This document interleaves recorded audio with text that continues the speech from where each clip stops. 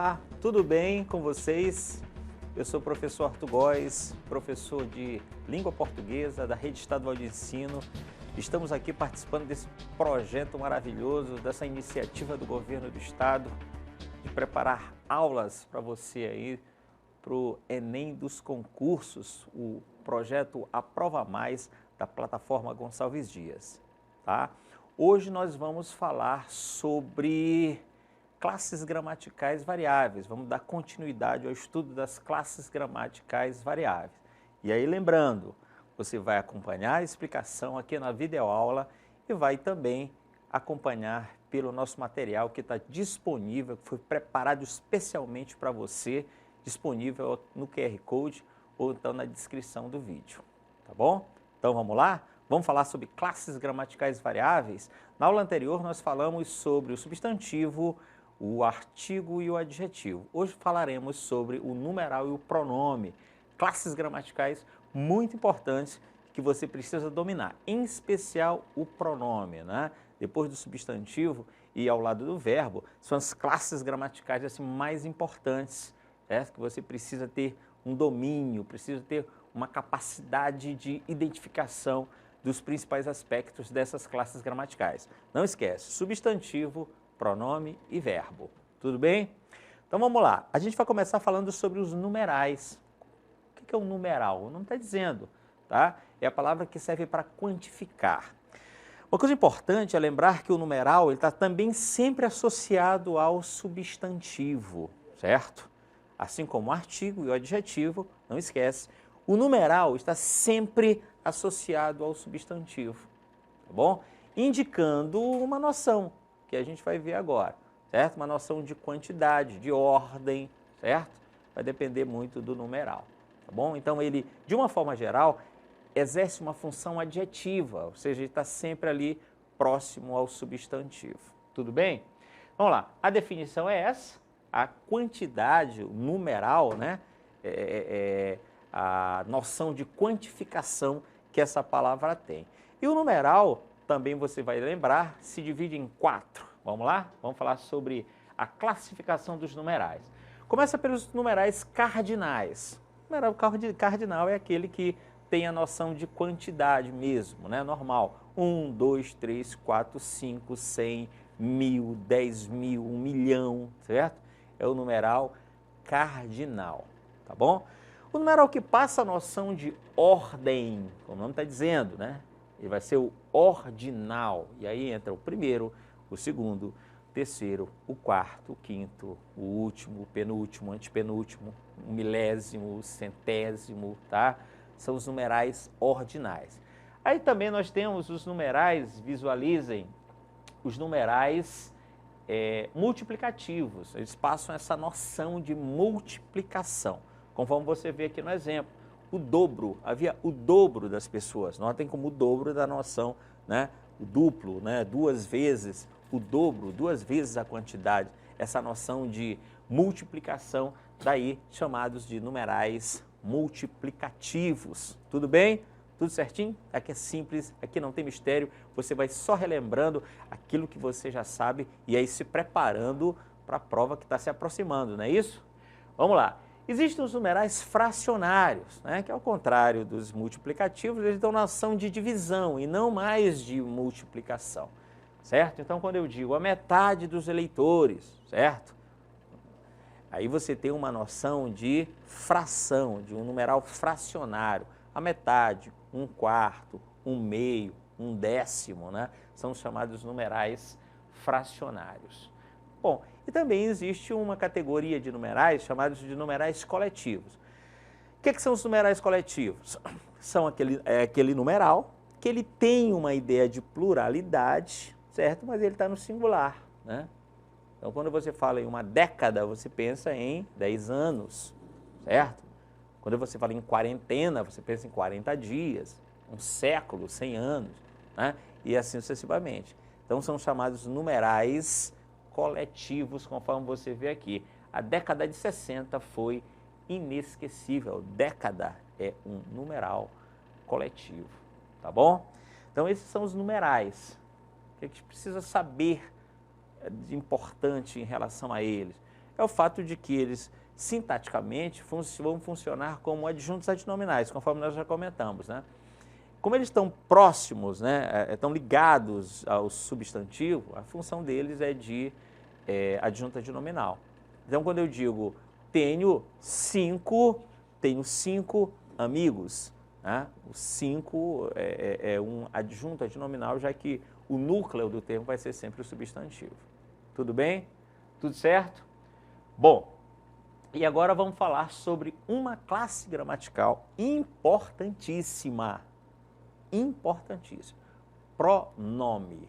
Tá? O que é o pronome? O nome está dizendo.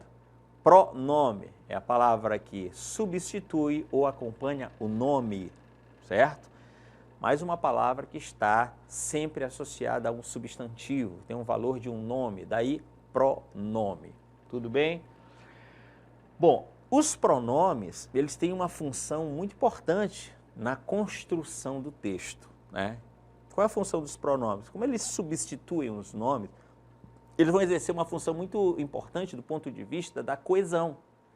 Quando você escreve, vocês sabem que uma boa escrita é aquela em que você não repete as palavras, né? Um texto com palavras repetidas é um texto cansativo, é um texto desagradável à leitura. E um dos recursos mais importantes para você evitar a repetição, né, garantindo a coesão, a ligação, a união entre as partes do texto, são os pronomes, tá? Artifícios muito importantes. Você substituir o ele para não substituir o nome, existem os pronomes oblíquos, né? E outra função muito importante dos pronomes é a função não só, né, de substituir nomes, mas também de conectar, né, de estabelecer ideias, como o pronome onde, a noção de lugar que ele passa, o pronome cujo, que é empregado quando tiver ideia de posse, né? Então isso vai ficar bem claro e por isso a importância dos pronomes, de saber utilizar, saber identificar e saber utilizar corretamente essa classe gramatical. Tudo bem? Vamos lá, vamos aqui relembrar rapidamente a divisão dos pronomes. A gente começa falando dos pronomes pessoais. Como está dizendo, se refere às pessoas. Existem 3 tipos de pronomes pessoais. Vamos lá comigo, são os pronomes reto, do caso reto, eu, tu, ele, nós, vós, eles, as pessoas do discurso, né? Eu, tu, ele, nós, vós, eles. Existem os pronomes oblíquos, né? Os pronomes oblíquos, observem, eles geralmente vêm antecedidos de preposição, como é o caso de Pedro gosta de mim. Ou então são os pronomes que substituem na frase eu encontrei-o na praia, né? Seria eu o encontrei na praia, né? Registre-se que a linguagem do dia a dia, ela peca, né? A nossa linguagem coloquial, na utilização desses pronomes. Em que sentido? Nós normalmente utilizamos pronomes retos no lugar de usar os oblíquos. Por exemplo, eu tenho um problema e preciso resolver ele agora, né? É muito comum na linguagem do dia a dia e é normal, dependendo da situação comunicativa, né? Mas é importante saber que toda vez que você estiver usando um pronome como um complemento de um verbo, né, não deve ser o pronome reto e sim um pronome oblíquo. Então, eu tenho um problema e preciso resolvê-lo agora, né? Eu vou encontrá-la amanhã e não vou encontrar ela amanhã, né? Mas lembrando, isso é muito comum na linguagem do dia a dia, tá? Então, essa é a função dos pronomes oblíquos. Os pronomes oblíquos, o, a, os, as variações, mi, comigo, com, né? Eles servem aí como substitutivos de nomes, né? Assim como os pronomes retos. E existem os pronomes de tratamento, né? Que são utilizados em situações, né, em que você está se referindo, né, a alguém com uma noção mais de respeito, né, em função do cargo que essa pessoa exerce. Existe o Vossa Excelência, o Vossa Eminência, Vossa Eminência, perdão, existe Vossa Santidade, existe a Vossa Magnificência, né, como nós nos referimos aos reitores das universidades, não é isso? Então, esses são os pronomes de tratamento. Só relembrando que existe um pronome, né, que é o pronome você, que virou um pronome pessoal, como uma pessoa do discurso, mas que, a princípio, é um pronome de tratamento. É o antigo vossa mercê, né? Vossa mercê, que virou vós me ser, e que aí virou você, né? Que é um pronome hoje usado como um pronome de segunda pessoa, mas né, a princípio, um pronome de tratamento. Bom, aí nós temos os pronomes possessivos, de muito fácil identificação. Eles passam a noção de posse, conforme vocês estão vendo, tá? Não sei onde pus minhas chaves. Os pronomes possessivos, eles são pronomes adjetivos, notem aí como eles se referem ao substantivo, né? Você pode me emprestar sua caneta, por favor? Olha só, caneta é o substantivo e o sua passando a noção de posse em relação a esse substantivo. Tudo bem? Então, os pronomes possessivos, tá? Eles passam a noção de posse. Não esqueça. Temos também os pronomes demonstrativos, a função deles é óbvia, é demonstrar, né? O esse, o este, o aquele, né? Lembrem-se, tá? Existem os pronomes demonstrativos neutros, né? Vamos lembrar? Quais são os demonstrativos neutros? O aquilo, o isto, o isso e o aquilo, tá certo? Isto, isso e aquilo, pronomes demonstrativos neutros. Não se esqueçam que os pronomes são palavras variáveis, né? Eles estão ali sempre flexionando em gênero, em número, né? Mas existem os pronomes chamados neutros, o aquilo, o isto e o isso que não variam, assim como o pronome tudo, né? O pronome nada, que são pronomes indefinidos, eles não têm essa variação. Aí nós temos os pronomes indefinidos, né? Também de uma presença muito marcante na nossa comunicação diária. Foi apresentada alguma justificativa, alguma, né? Se associa ao substantivo, passando essa noção de indefinição, alguma, nenhuma, vários, muitos, né? Chama atenção aqui a palavra bastante, certo? Vamos fazer um rápido esclarecimento. A palavra bastante, atenção, há quem pense que ela é sempre um advérbio. E não, a palavra bastante também pode ser um pronome, certo? O que precisa ser observado? É que a palavra bastante, às vezes ela passa uma noção de quantidade, de quantificação, certo? E aí ela vai ser um pronome. A palavra bastante só vai ser advérbio quando ela estiver passando uma ideia de intensidade. Então, quando eu digo eles estão bastante ansiosos, esse bastante é um advérbio de intensidade. Tudo bem? Agora, se eu digo eu tenho bastantes razões para ficar, a palavra bastante aí, inclusive vai pluralizar, né? Porque justamente é um pronome, ela está no sentido de várias, né? Eu tenho várias razões, eu tenho muitas razões. A noção é de quantidade e, portanto, é um pronome indefinido, certo? Não esquece, bastante pode ser advérbio, bastante pode ser pronome. Tá, então os pronomes indefinidos são esses aqui, né? Alguma, nenhuma, tudo, nada, vários, certo? Bastantes. Nós temos também, antes, os pronomes interrogativos, vamos só acrescentar aqui, que são pronomes interrogativos, como está dizendo.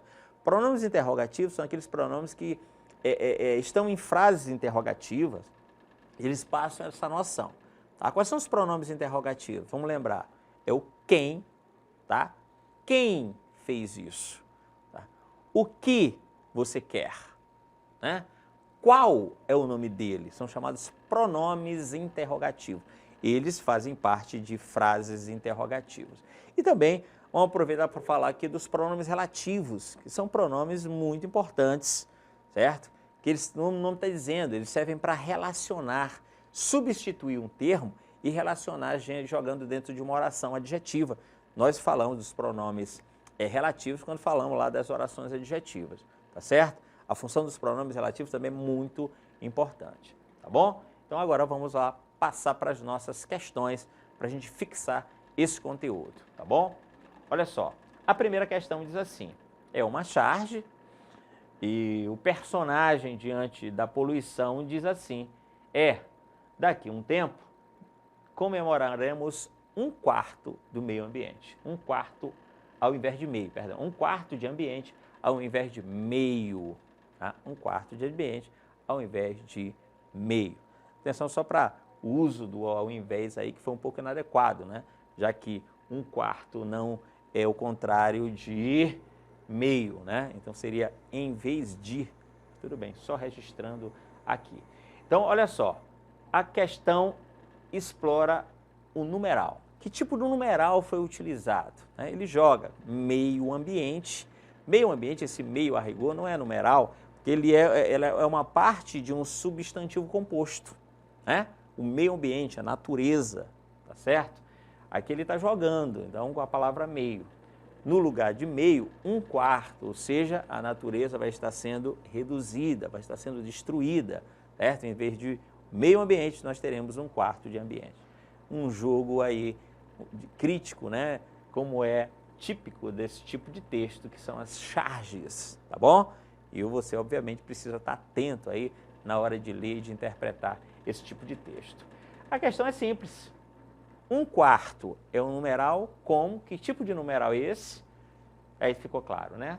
Não é cardinal, porque não passa a noção de quantidade. Não é ordinal, porque não está passando a noção de ordem. E sim, é um numeral fracionário, opção correta, a letra C. Tudo bem? Pronto. A segunda questão, agora sobre os pronomes, ó. Bem interessante. O primeiro quadrinho da charge diz assim: o trabalho enobrece o homem. O trabalho enobrece o homem. E o segundo quadrinho diz assim: a corrupção, a inflação e os impostos o empobrecem. Certo? Então você tem aqui um jogo expressivo, né, dos pronomes e dos artigos. Vamos lembrar também que o "o" pode ser um artigo, conforme nós vimos anteriormente, mas o "o" também pode ser um pronome, vai depender muito da frase, né? Vai depender da frase em que ele se encontra, né? Nesse caso, tá? Na primeira frase, o trabalho, esse "o" é um artigo definido, ele está, né, relacionado ao substantivo trabalho, passando uma noção de definição. O trabalho, não é um trabalho, é o trabalho. Já na segunda frase, notem, os artigos passam a ser a corrupção, a inflação e os impostos, né? Que são os termos que antecedem um substantivo. Já o de o empobrecem, aí fica claro, não fica? É um pronome oblíquo. Empobrecem quem? O homem. Tá? Então, observem vocês que o pronome oblíquo o, tá? Que é um pronome pessoal do caso oblíquo, o, ele está servindo para substituir o termo o homem. Tá? Logo, exercendo aí a função coesiva, ele está retomando uma palavra, evitando a repetição e construindo a coesão do texto. Tá certo? Bom, então a questão é essa. Considerando a frase, os impostos o empobrecem, pode-se afirmar que o termo destacado é artigo masculino? Não. Porque, notem, por que não é um artigo? Porque tem que estar antecedendo um substantivo e não um verbo. Opção correta, letra C. Tá bom? A questão de número 3 pede que nós identifiquemos o pronome indefinido, certo? Olha, a gramática, ela tem essas, né, essas variações. Uma mesma palavra, dentro de um contexto, ela pode exercer mais de uma função. Na letra A, por exemplo, certo perdeste o juízo. Olha só, a palavra certo, ela está no sentido de certamente, é ou não é? Certamente perdeste o juízo. Então aqui ela não pode ser um pronome, né? Só vai ser pronome indefinido quando estiver dando uma noção de indefinição, e aqui está dando uma noção de certeza, daí um advérbio de afirmação. Certo rapaz te procurou, algum rapaz, né? Aqui você tem uma noção de indefinição. Na letra C diz assim, escolheste o rapaz certo. O que está acontecendo? Qual é a classe gramatical aí de certo? A classe gramatical de certo aí é adjetivo, nota, está caracterizando o substantivo rapaz. Na letra D, marque o conceito certo, a letra C e a letra D, o certo tem a mesma função, E na letra E, não deixe o certo pelo errado. A anteposição do artigo me permite dizer que certo aqui é um substantivo, né? Então, a opção correta, letra B, tá bom? Na quarta questão, vamos lá rapidinho, é explorando o uso dos relativos, né? Então, eu tenho uma frase, visualizem, comprei o livro, você me indicou o livro, tá? A função dos pronomes relativos é justamente fazer essa conexão, né? Ele serve para introduzir uma oração adjetiva e ele substitui um termo. Qual o termo que está repetido aqui, gente? É o termo livro. Comprei o livro, você me indicou o livro. Então, para evitar a repetição de o livro, eu uso um pronome relativo. Agora, que pronome relativo seria esse? Vamos lá? Comprei o livro cujo você me indicou? Não, o cujo é só empregado quando tiver ideia de posse. Comprei o livro a qual? Não, seria o qual, né? Porque livro é uma palavra masculina. Comprei o livro que você me indicou. Essa é a opção correta, tá bom? Quarta questão, o emprego adequado do pronome relativo. A quinta questão também fala sobre o pronome relativo e aqui a gente vai fazer esse comentário. Muita atenção que na linguagem do dia a dia, o pronome onde é empregado de forma muito errada, tá? Onde é um pronome relativo que só pode ser utilizado quando estiver fazendo referência a lugar. Então, olha só, a pequena cidade virou uma metrópole, ela nasceu nessa cidade, cidade é um lugar. Então, isso me exige a utilização do pronome próprio para lugar, assim como quem é o pronome próprio a pessoas. Ela é uma pessoa por quem tenho grande admiração, né? O quem é o pronome próprio para pessoas. Então, olha só, na linguagem coloquial se fala muito assim, a pequena cidade que ela nasceu. Não, o pronome que é o relativo universal, ele não pode ser utilizado nessa situação, porque, como se está se referindo a um lugar, o pronome adequado é o pronome onde, o que nos encaminha para a letra E, tá? A pequena cidade onde ela nasceu virou uma metrópole, tá bom? Tranquilo? Então a gente fez aqui um rápido apanhado sobre duas classes gramaticais importantes, o numeral e o pronome, e a gente vai se ver na próxima aula. Até mais!